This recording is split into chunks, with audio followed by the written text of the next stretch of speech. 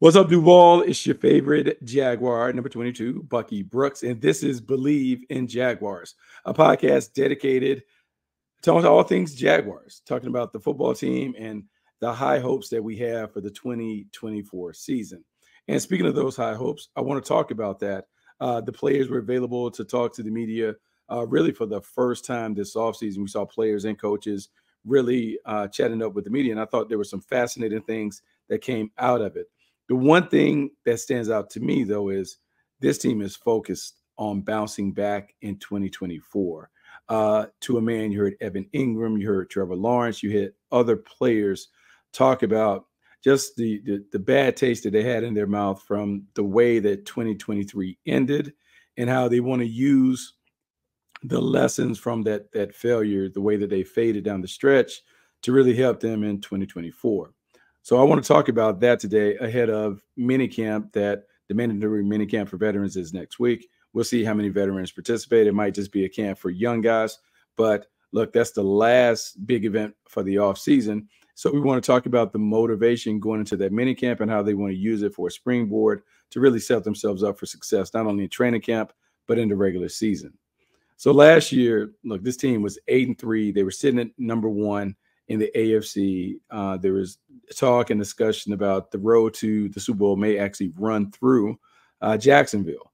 There's a lot of excitement. The team was really playing well. They had come back from like a slow start to find their way. They were in the midst of a 5-game winning streak. Everything looked great. And then it all fell apart down the stretch. You lose 5 of 6.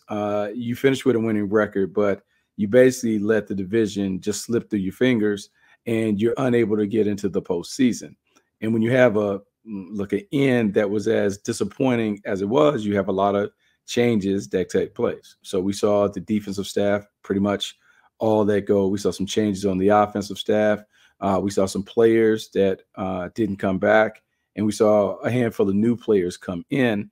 And the entire time where all of the reshuffling is going on, you heard more messaging from the front office and coaches how this has to be different. It has to be different in 2024. It has to be better. We have to figure out a way to get from being in the middle of the pack to being one of those teams that we talk about, that everyone talks about, being an elite team, a title contender, a team that, look, winning is an afterthought. We know that we're going to win, but are we going to be a team that is in position to vie for the number 1 seed, or can we be like one of those top 2, 3 seeds?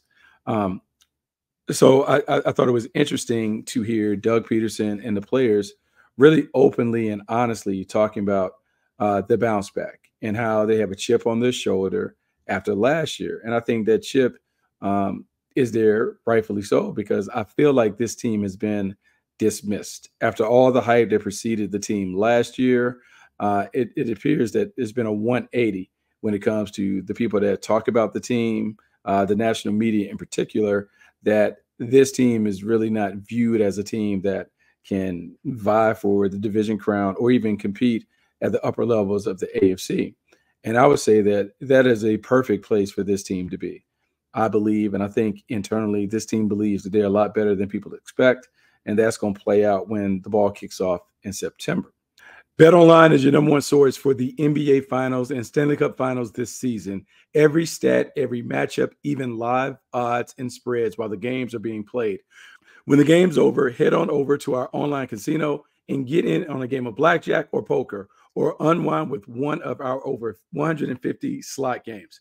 Head to the website today to get in on the action. Use promo code Bleav, that's BLEAV, for your 50% welcome bonus on your first deposit. Bet online. The game starts here.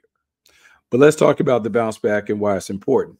So when I was a kid, my dad used to have a saying that you can't be made of steel until you try it by fire, meaning you can't have all the things that you need to be a championship team until you go through some trials and tribulations that really kind of build up your grit and resilience to allow you to navigate through the adversity that every championship team must face. Sometimes it happens within the season. Other times it happens in previous seasons that allow you to learn those lessons that you need to ultimately hoist the trophy. To me, I think at the end of 2024, when we look back at this team and we look at how this team made a run, we'll look back to 2023 and say that the lessons that this team learned from falling apart down the stretch really helped this team be a much better version of themselves this season. So what did we learn from 2023? Well, what we learned is it's all about the finish. Finish is everything. The way that you play down the stretch is ultimately going to determine whether you're a team that not only enters the postseason, but whether you're a team that can make some noise when you enter the postseason tournament. Last year, we talked about the team losing 5 of their final 6 games, lost the season finale on the road to Tennessee, and didn't make the postseason. I think now it is easy for Doug Pederson to stand in front of the room and talk about, hey, guys, the way that we finish matters. We have to make sure that we take care of business, win the games that we're supposed to win, but we need to be playing our best football down the stretch. I think Doug Pederson now has enough guys in his corner within the locker room to be able to carry out that message and maybe demand a little more from their teammates. When we think about some of the guys that have been here the entire time that Doug Pederson has been there, the nucleus in the core is pretty solid. So Trevor Lawrence and Evan Ingram, Christian Kirk, got Cam Robinson, Brandon Sheriff, Travis Etienne. Those are just some of the guys on offense that have been around. Then when you go to the defense side of the ball, you talk about Josh Allen, Foye Oluokun, Andre Cisco, Tyson Campbell, Dewey. You have enough guys to then kind of understand what the culture should be like and what the culture will be like going forward based on the things that Doug Pederson has talked about, based on what the Leadership Council and the head coach have talked about, and how this team wants to be viewed and how they want to play and all of that. So I Bleav that with the core going through the hard times that they went through last year, I think you'll see a little greater commitment, more accountability, and probably stronger bonds of trust with the team. That was lacking last year. That showed up in big moments because the team didn't appear to be connected like they were the previous season. Look, it was a magical ride in 2022. We talked about getting into the postseason, winning the game, and probably against the Chargers, then going on the road and falling short against the eventual Super Bowl champions. But that team was really, really connected, and there was a positive vibe about the team. Last year's team didn't have that same kind of click or connection. Maybe it was the preseason hype. A lot of people expected the Jaguars to be maybe a dark horse Super Bowl contender. Maybe that impacted the way that this team kind of played itself. They just didn't seem to connect with the same kind of chemistry that the previous teams have had. And it's like that because every version of a team is always different, but this was a lot different. And I think it played itself out in the way they performed on the field. When teams are really connected and everyone is on a string, you don't see the egregious errors and bust and miscommunications that you saw from the Jaguars in 2023. You're on the same page. Everyone knows what everyone else is doing. There's a trust that if my teammate doesn't do it, I'll do it because I know exactly what he's thinking and I'm going to be for him to back him up. Last year, that didn't occur. And part of the reason it didn't occur is maybe the team just didn't have the same level of interaction and focus when it came to the offseason, when it came to hanging with each other away from the facility. Maybe that didn't exist. I can't tell you, just in being around the team and talking to people around the team, this team is really, really connected. When you look at the attendance numbers for the number of players that have been around the offseason program, that gives you hope that this team not only is working hard individually, but they're working hard collectively to make sure they have a better result at the end. So part of the reason that everyone should be optimistic about this team bouncing back is because of the work that they're doing right now.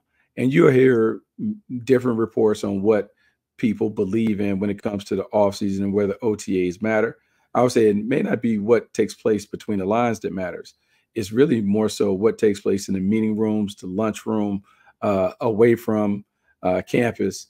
Are the guys hanging together? Are they building the friendships and the bonds that are really, really needed to be able to play good football when your best football is required?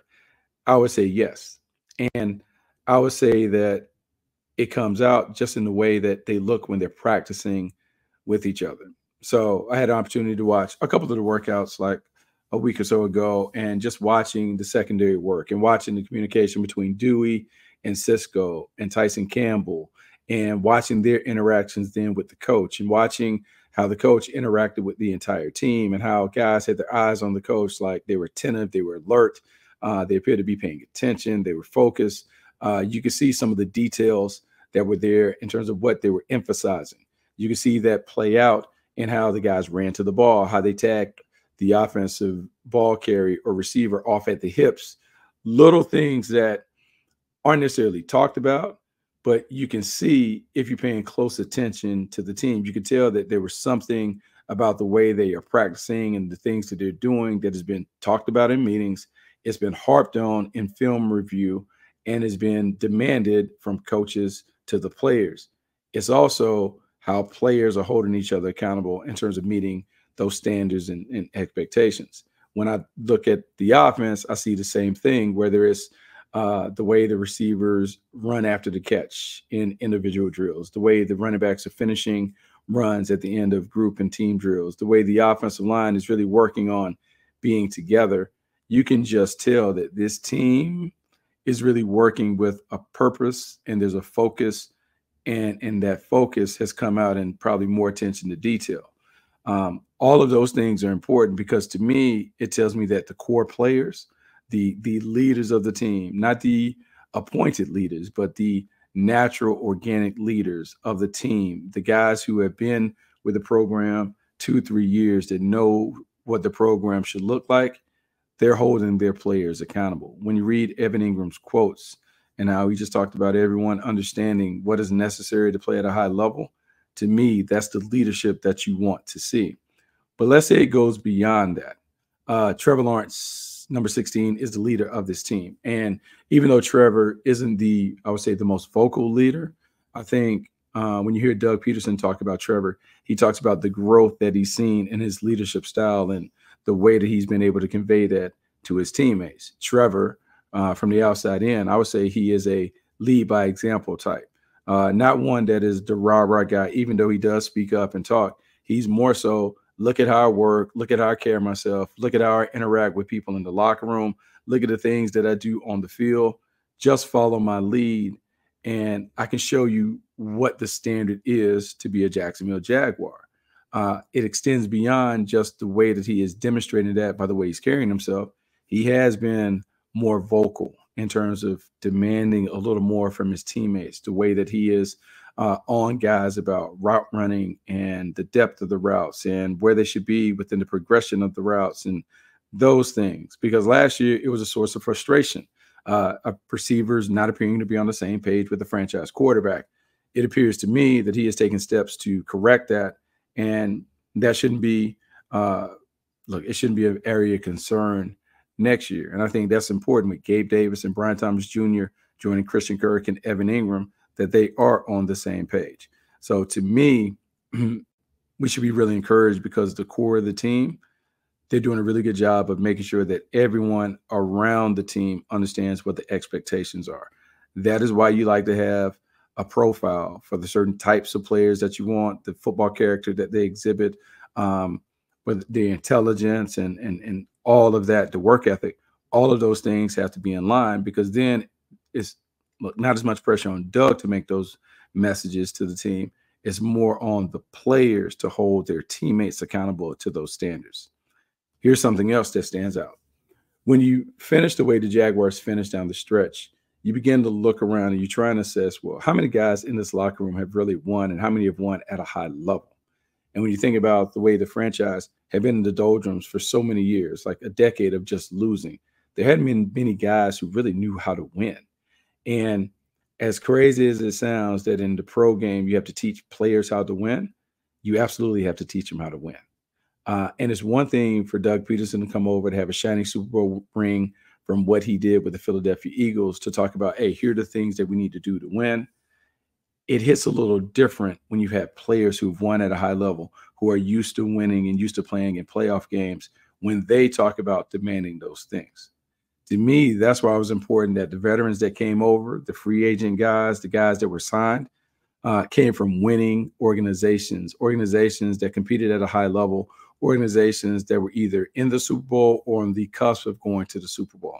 So when you think about Eric Armstead and what he can bring coming from San Francisco, a team and an organization that is always in that conversation for being a Super Bowl heavyweight, a team that can go and play in the final game. And even though they've come up short twice, that experience, the learning of what it takes to get there, that makes him a very valuable member of the team, because he can stand in front of the room and talk about, here are the things that we need to do to make sure that we're on track to be the team that we want to be down the stretch. So Eric Armstead coming over is key. I look at a Darnell Savage coming over from Green Bay, having played in Green Bay, and me understanding like how they view things in Titletown, where Darnell Savage had 4 years in that environment. He had plenty of time to understand expectations, standards, how you're supposed to practice, all of those other things, what it looks like, what practice looks like when your team is a championship contender. He played on a team that had a quarterback in Aaron Rodgers at one point that was a back-to-back MVP, a guy who won 4 MVPs during his time at Green Bay, and how Savage can talk about how that guy worked and how we need to work at that level and share some of those stories that automatically lend to his credibility as a player and as a winner, but also helps him gain the respect of others in the locker room because he's seen what it looks like at a high level. Then you go to Mitch Morse, who comes over from the Buffalo Bills, a team that has also always been right there with the Kansas City Chiefs in terms of competing at a high level, a championship level, not quite at a Super Bowl level, but one that is right there. Well, he's seen that. Sean McDermott, what he taught the team and those lessons in Buffalo and the heartbreaks in Buffalo and how they could learn from the heartbreaks and the stories that he can tell at every level, whether it's regular season, postseason, and beyond. He can talk about those things and how to put them in practice.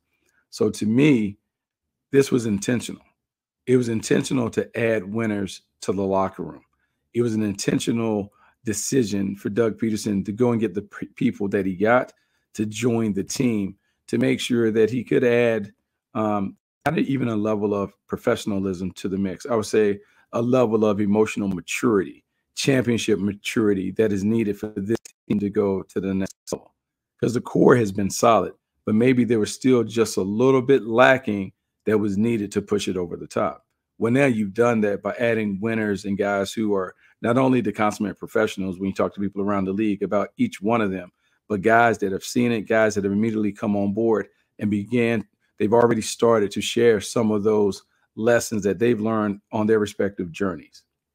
So now let's talk about how it all comes together and what does it mean when we get into the final part of the season.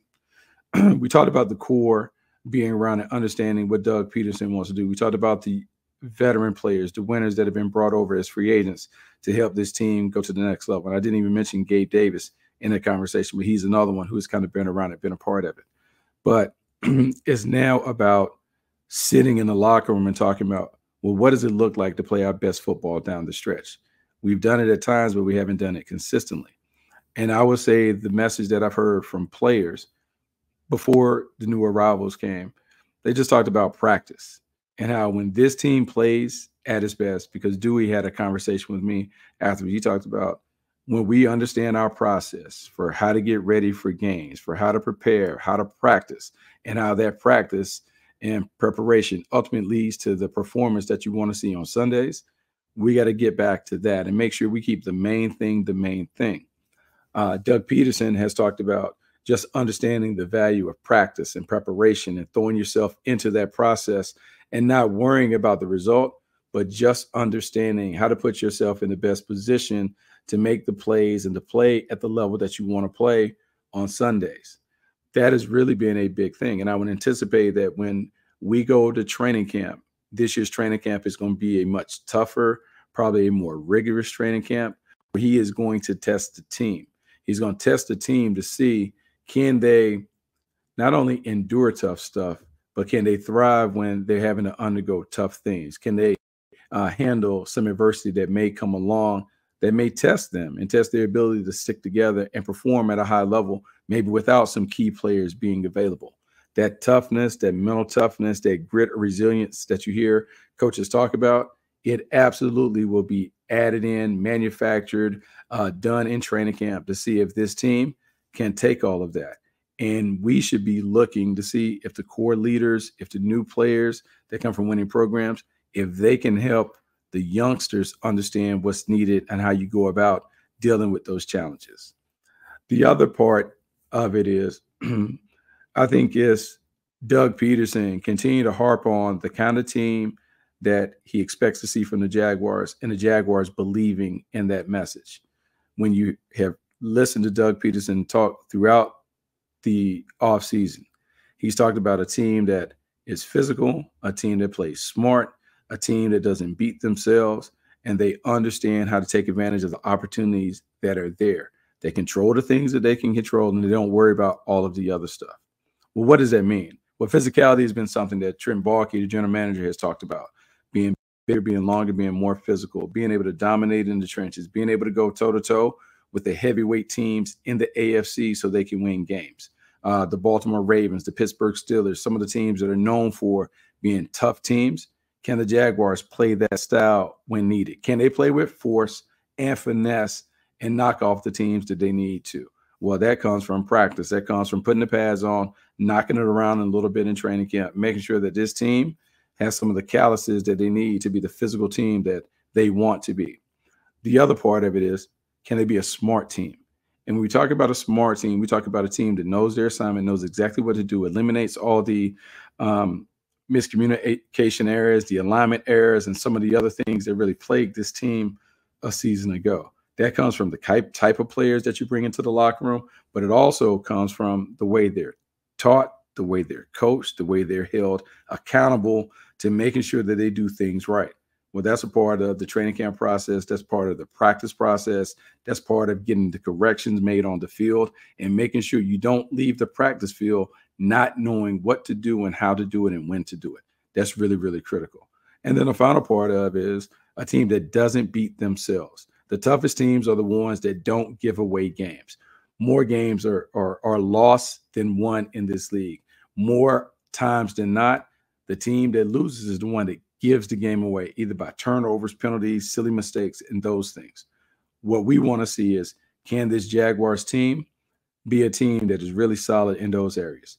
They don't turn the ball over, low number of penalties, nearly flawless when it comes to blown assignments and execution errors. And then it's about finishing the game the right way. At the end of the game, could you put the ball in the paint to seal the deal? Can you make the plays that are needed to be made to finish the game?